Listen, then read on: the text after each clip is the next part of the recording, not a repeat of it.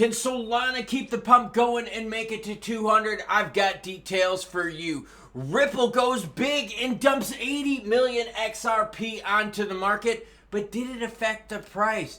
Grayscale's BTC ETF having some outflow issues. Maybe you're charging way too much money. And I'm going to share a perspective of the market with you. It's going to open your eyes. Starting it off with you because yes, you matter most. MPPDD says, Klaus, you are a constant source of inspiration. Well done, dude. Getting ready for an ultra marathon, last man standing here, and I can barely walk. Jeremy Touche supporting the channel big time. Thank you so much, Jeremy. Doing some amazing things. Jeremy says, the SEC is absolutely nuts. I cannot wait until change comes in that department as well as others, of course. I truly want to see what the crypto space will look like with a healthy economy and people in power that will actually want to be part of the solution. By the way, keep doing what you're doing, Klaus. With truth comes haters, but you keep on telling it. Thank you. Jeremy, that was extremely very nice of you. I greatly appreciate that. And what Jeremy is referring to is Coinbase filed their S1, right? And they got the blessing from the SEC. Only for the SEC to come back and go after them for everything that they put down on that S1 filing. And Brad's sitting here going, so why would I file an IPO in the US only to have the SEC go after me, even after they approve it? What a joke. Trick's hanging out as well. This is a breath of fresh air, Klaus, keeping it real.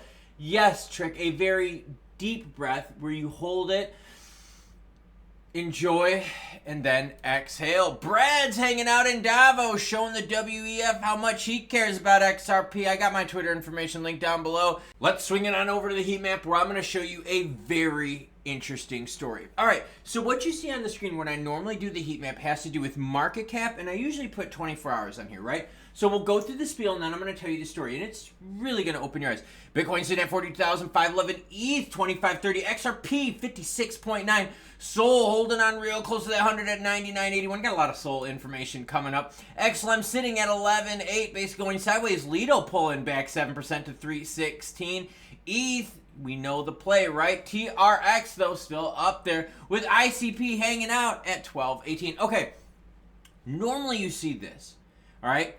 Each block represents market cap. So Bitcoin has the biggest market cap, right? It dominates it by 48%. That's why it is the bigger block. A smaller block like Lido means it's that much smaller than Bitcoin in terms of market cap. Now watch what happens. Check this out. You've got XRP right here, okay? You've got XLM right here, right? Bitcoin, ETH, Sol, right? Check this out. Now watch what happens when I move this to volume to see where the money is flowing. Yes, still Bitcoin. Yes, still ETH. Yes, still some Sol. Yes, some BNB, ARB, Link. Now look at this. Render jumping up near one of the bigger volume traded ones out here. Do you guys see XLM? It's way, way, way over here. So you can see the volume trading of XLM is like nothing near what you see of XRP, ETH, and so forth. So it's always worthwhile to take a look at these visual aids and go, okay, cool, that's volume. Let's go to market cap. Okay, market cap. Who's got the bigger share? All right, but who is really seeing the most action? Say, render. See what I mean? All right, let's start getting into some news. All right, got a little whale alert here, and as always, any article you see in this video, along with all my other ones, will be linked in the description below. There was a post that Stellar made. It says, how much does it cost to send 1 billion on the Stellar chain? Well, how much does it cost to send 80 million XRP? Only 0.0004 XRP. This is the move from Ripple themselves, and hey, we'll never know exactly what's happening here. We know it's going to exchanges. I'm sure there's some dumpage action, but I mean, we know about it, right? They dump XRP on the market. How else will get it in a circulating supply? Did it have an effect on price? I don't really see an effect on price here. Look, you're going to be reading about Ripple dumping on the market for quite some time. You're going to be reading about whales dumping, whales buying. Just check the price first to see if it's anything worthwhile news-wise. If you don't see any big fluctuations, then it's a big what everyone, 0 calorie nothing burger. Solana activity surges. Is a price breakout imminent? I'm seeing more and more calls for Solana to 150, Solana to 200.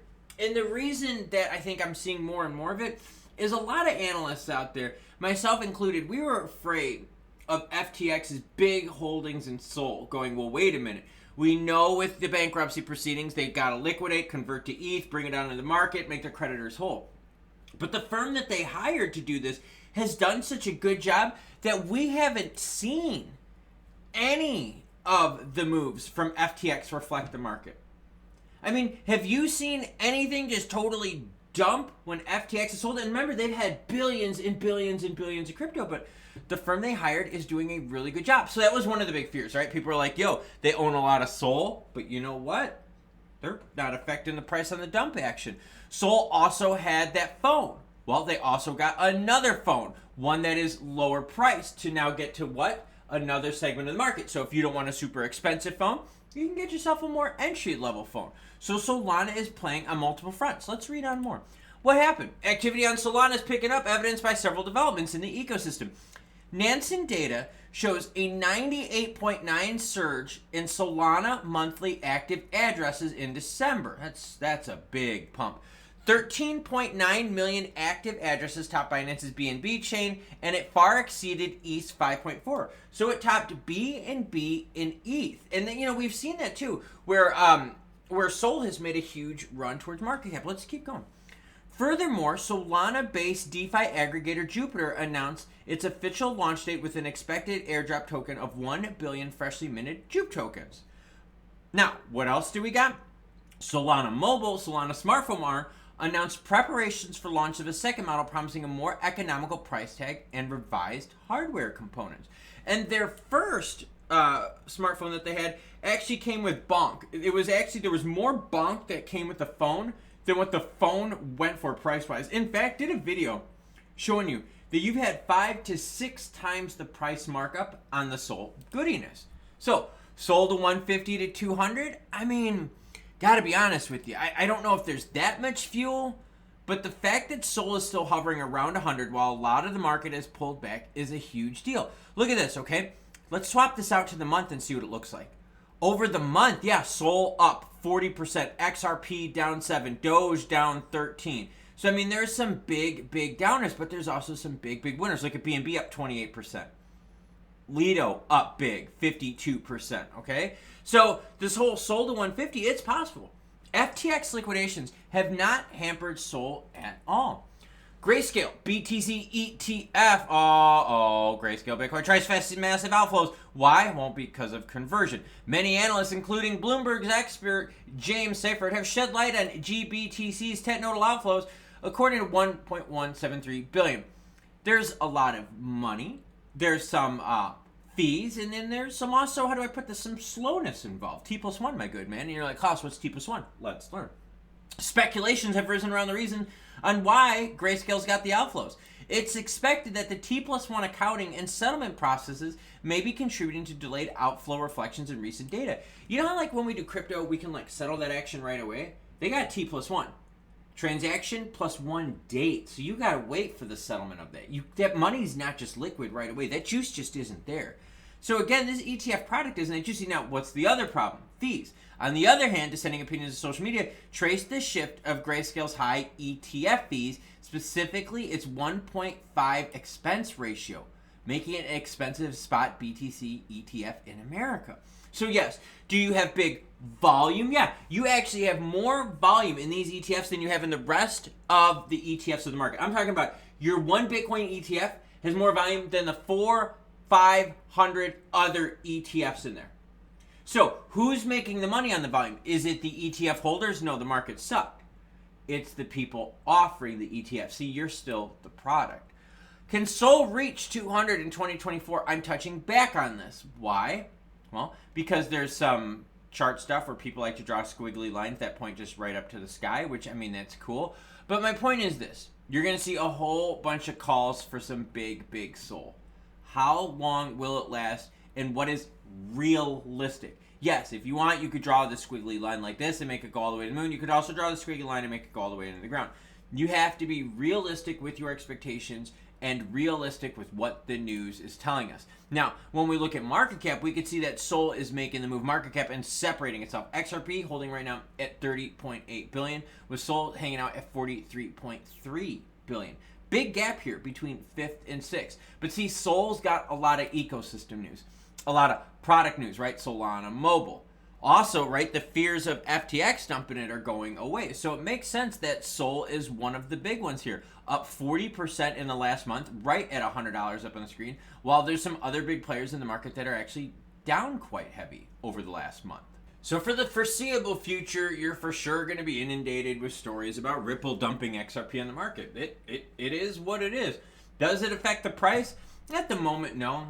But I mean, time and time again, a dumping on the market. I mean, you got to hope the supply and demand balance each other out.